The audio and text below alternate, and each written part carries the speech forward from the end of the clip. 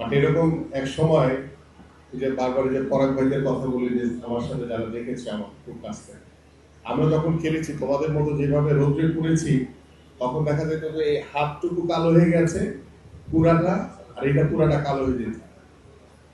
পরে দেখতাম যে জার্সি খুলে দেখতাম যে ভিতরে আগের মতোই আছে, বাট হাতটা সব কালো হয়ে গেছে। তো তোমাদের এই যে রৌদ্রে পড়তেছো, এটা নিয়ে অরিড হওয়ার কোনো কারণ নাই। কারণ হ্যাঁ হ্যাঁ তোমাদের যে ডেডিকেশন, এই যে ত্যাগ, এটাই তোমাদের ইচ্ছা শক্তি, এটাই তোমাদেরকে কাঙ্ক্ষিত লক্ষ্যে পৌঁছে দেবে ইনশাআল্লাহ। তো আমাদের বাংলাদেশের প্রেক্ষাপটে আমাদের যে ওয়েদার এনভায়রনমেন্ট, আমাদের যে পরিবেশ, আমাদের যে সীমাবদ্ধতা রয়েছে, এর ভিতর থেকেই আমরা চেষ্টা করব সর্বোচ্চটুকু দিয়ে ইনশাআল্লাহ আমরা যাতে আমার বাংলাদেশকে এগিয়ে নিয়ে যেতে পারি। এবং আমাদের বাংলাদেশকে এগিয়ে নিয়ে যাওয়ার জন্য আমি মনে করি তোমাদের মতো যারা প্রতিভাবান খেলোয়াড় আজকে এখানে উপস্থিত হয়েছে, তোমাদের মধ্য থেকেই ভবিষ্যৎ বাংলাদেশের ফুটবলাররা বের হয়ে আসবে। এই প্রত্যাশা কামনা করে তোমাদেরকে আন্তরিকভাবে ধন্যবাদ এবং কৃতজ্ঞতা জানিয়ে আজকের মতো আমি বিদায় নিচ্ছি। সবাই ভালো থাকবা, সুস্থ থাকবা। আপনাদের সবাইকে আল্লাহ হাফেজ। বাংলাদেশ জিন্দাবাদ, সবার আগে বাংলাদেশ। তিনি ছোটবেলা থেকে আমি দেখেছি তাকে, যে তোমাদের মতো আমিও একসময় ওইখানে দাঁড়িয়ে এই খেলায় বা অনূর্ধ্ব-14 ফুটবল টুর্নামেন্ট, সেটা আমার এখনো মনে আছে, সিলেটে বিমান কাপ এবং মামুনি কাপ গোল্ড কাপ হয়েছিল, আপনার মনে আছে আপনার। সো আমরা তখন এইভাবেই তোমাদের মতো দাঁড়িয়ে আমাদের এই ফুটবল খেলায় অংশগ্রহণ করেছিলাম। সো তোমাদের প্রতি আমার শুভ কামনা রইল যে তোমাদের হাত ধরে আগামী ফুটবল অনেক দূর এগিয়ে যাবে। তোমাদের হাত ধরে আমরা যে স্বপ্ন দেখছি বাংলাদেশের ফুটবল নিয়ে, বাংলাদেশের খেলাধুলা নিয়ে, সেই স্বপ্নের লক্ষ্যমাত্রায় তোমরা একদিন নিশ্চয়ই পৌঁছাতে পারবা। এবং আমি প্রথমেই অভিনন্দন জানাই আমার বাংলাদেশ ফুটবল টিমকে। গতকালকে আপনারা সবাই জানেন যে সান মেরিনোর সাথে আমাদের বাংলাদেশ ফুটবল টিম 2-1 গোলে জয়লাভ করেছে। বাংলাদেশ ফুটবল টিমের প্রতি শুভকামনার পাশাপাশি আজকে আরেকটি মাহেন্দ্রক্ষণের অপেক্ষা আমরা রয়েছি। আপনারা সকলেই অবগত আছেন যে আমাদের গোয়াতে আমাদের মেয়েরা আজকে ফাইনাল তৃতীয় হ্যাট্রিক শিরোপা জয়ের লক্ষ্য নিয়ে আজকে মাঠে নামবে। আমরা সেই আমাদের গর্বিত নারী ক্রীড়াবিদ, নারী ফুটবলারদের প্রতি আমাদের শুভকামনা রইল। আমরা যাতে তাদেরকে বীরের দেশে এয়ারপোর্ট থেকে যাতে রিসিভ করতে পারি, সেই সুযোগটি যাতে আমাদের হয়, সেই প্রত্যাশা আমরা করছি। যে আমরা আমাদের সেই নারী ফুটবলাররা বাংলাদেশের নাম উজ্জ্বল করে ইন্ডিয়ার মাটিতে জয়লাভ করে ইনশাআল্লাহ তৃতীয়বারের মতো শিরোপা নিয়ে ফিরবে, এই প্রত্যাশা আমরা করছি।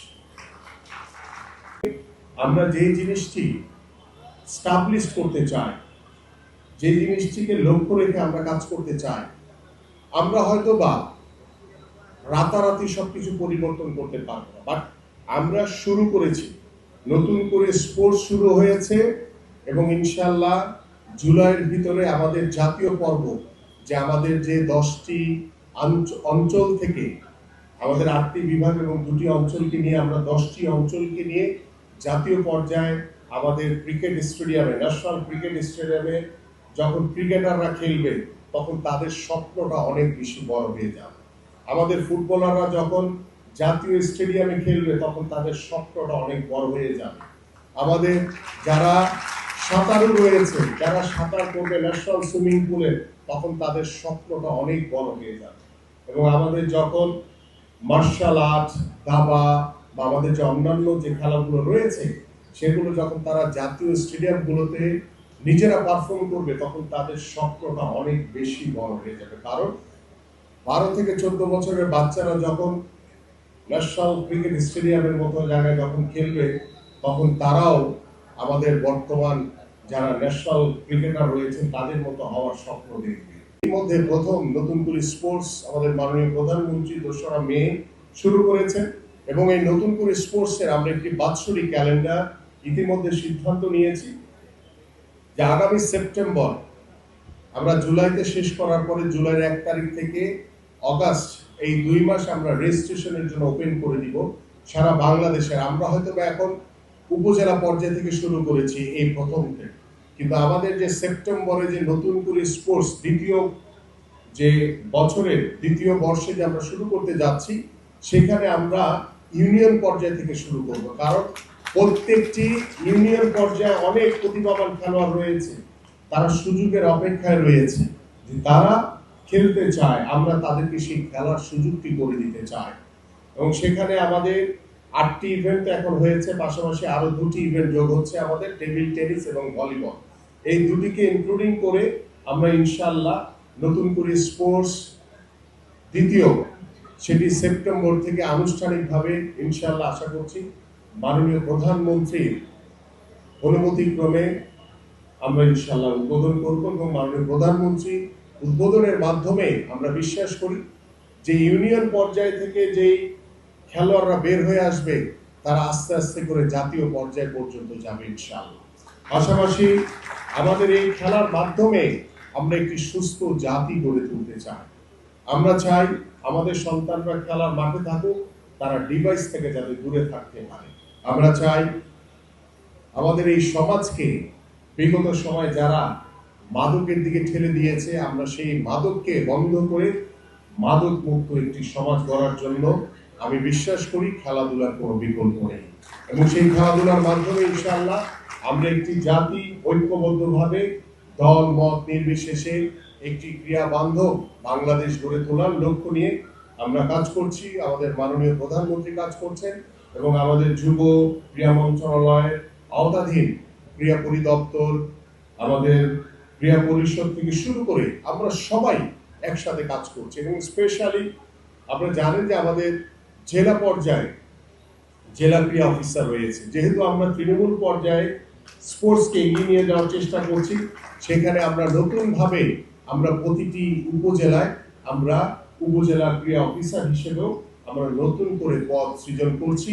ইনশাআল্লাহ পর্যায়ক্রমে আমরা রুট লেভেল থেকে কিভাবে আমরা আমাদের এই স্পোর্টসকে সমৃদ্ধশালী করতে পারি সেই চেষ্টা আমরা করব। পাশাপাশি আপনাদের জন্য আরেকটি বিষয় উল্লেখ করতে চাই যে আপনারা জানেন যে আমাদের সাভারে একটি বিকেএসপি রয়েছে স্বয়ং সম্পূর্ণ, কিন্তু অন্যান্য বিভাগীয় শহরগুলোর যে বিকেএসপি সেটা স্বয়ং সম্পূর্ণ না।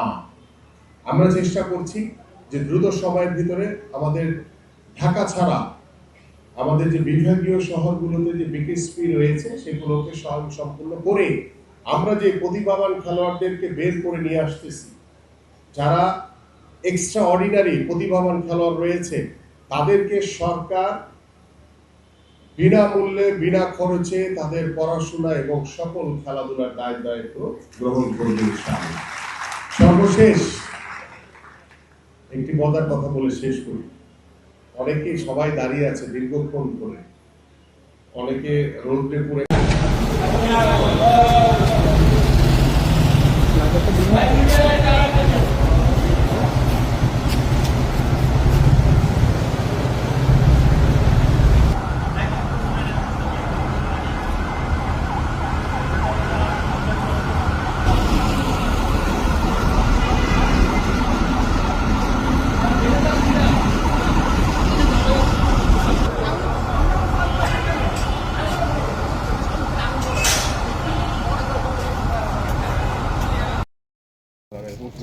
ইলিয়াস ভাই ঘুম অন করছেন? রেডি? যাবে যাই। হ্যাঁ বলেন। আসসালামু আলাইকুম। আজ রাত 11:24 আমরা আমাদের কন্ট্রোল রুমের মাধ্যমে খবর পাই আন্তর্জাতিক শাহজালাল আন্তর্জাতিক বিমানবন্দরের 9 নম্বর গেট সংলগ্ন যে কোরিয়ার অপারেশন এলাকাটা আছে সেখানকার একটা কন্টেনারে এবং তার পার্শ্ববর্তী স্থানে একটি আগুনের সূত্রপাত হয়। সেই খবর পেয়ে আমাদের বিমানবন্দরের যে স্টেশন আছে সেই স্টেশন থেকে অতি দ্রুত 11:25-এর মধ্যেই প্রথম ইউনিটটি আমাদের এখানে পৌঁছায় যায় এবং তারা আগুন নিয়ন্ত্রণে কাজ করে। পরবর্তীতে এখানে আমাদের উত্তর স্টেশন থেকেও 2টি ইউনিট আসে, মোট 4টি ইউনিটের এখানে অগ্নি নিয়ন্ত্রণে কাজ করে। এছাড়াও বিমান বন্দরের যে নিজস্ব অগ্নি নির্বাপনের ব্যবস্থা আছে তাদেরও যে ইউনিটটি আছে তারাও এখানে কাজ করে এবং আমাদের যে বিমান ঘাঁটি আছে বিমান বাহিনীর সেখান থেকেও তাদের অগ্নি নির্বাপন ব্যবস্থাপনার যে ইউনিটগুলো আছে সেগুলো সেখানে কাজ করে। এবং তাদের সকলের সমন্বিত প্রচেষ্টায় আমরা 11:38 আগুন নিয়ন্ত্রণে সমর্থ হই এবং একটা 5 মিনিটে এই আগুন সম্পূর্ণভাবে নির্বাপন করতে সক্ষম হই। ক্ষয়ক্ষতির পরিমাণ এখনো এটা আসলে নিবেদন করা সম্ভব হয় নাই, এটা আমাদের তদন্ত সাপেক্ষে এবং পরবর্তীতে এটা বের করা হবে।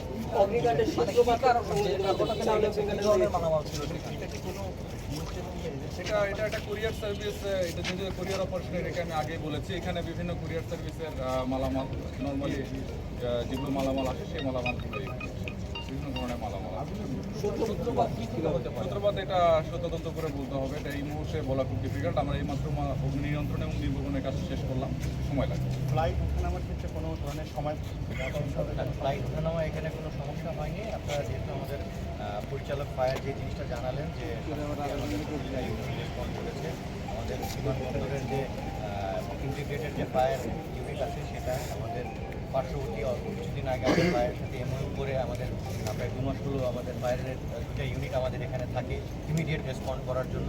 আর আমাদের পার্শ্ববর্তী বিমান বাহিনী ঘাঁটি একে খন্দকার তো আছেই। সো সমন্বিতভাবে সকলের খুব দ্রুত অ্যাক্টিভ পার্টিসিপেশন ছিল এখানে এবং তারা দ্রুততার সাথে রেসপন্ড করার পরে আগুনটাকে সম্পূর্ণ কন্ট্রোল করা যায়। আর এতে যেটা হয়েছে যে আমাদের এখানে যখন ফায়ারের আমাদের নিজস্ব গাড়িগুলো ইনভলভ হয়ে গেছে, আমাদের বিমান বাহিনী থেকে আরও 3টা গাড়িকে আমরা স্ট্যান্ড বাই রেখেছি যাতে আমাদের বিমানবন্দরের যে নর্মাল ফ্লাইং বিমানের ওঠানামাতে কোনো ইফেক্ট না করে, কারণ আমার ওঠার জন্য আমাদের ফায়ারের ক্যাটাগরিকে বজায় রাখার জন্য আমাকে স্ট্যান্ড বাই রাখতে হবে। তো বিমান বাহিনী থেকে ওই স্ট্যান্ড বাই সাপোর্টটাও ওরা দেয় এখানে গাড়ি পাঠানোর পাশাপাশি। আর আমরা সকল খেলোয়াড়দেরকে আমন্ত্রণ জানাবো, সকল খেলোয়াড়দেরকে আমাদের স্টেজের সামনে আমাদের মাননীয় প্রধান অতিথি সহ সকল অতিথিদের সাথে ফটো সেশন। প্রত্যেক বিভাগকে আমরা আমন্ত্রণ জানাবো আলাদা আলাদা করে।